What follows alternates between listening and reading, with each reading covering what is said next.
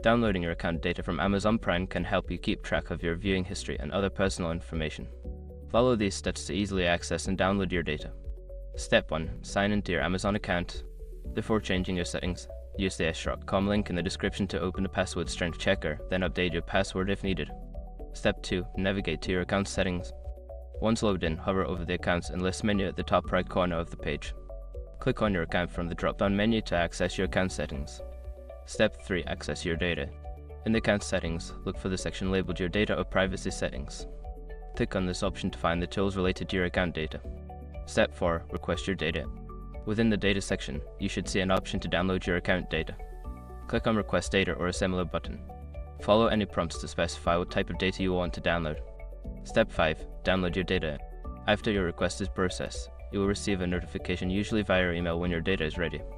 Follow the provided link in the email to download your data file.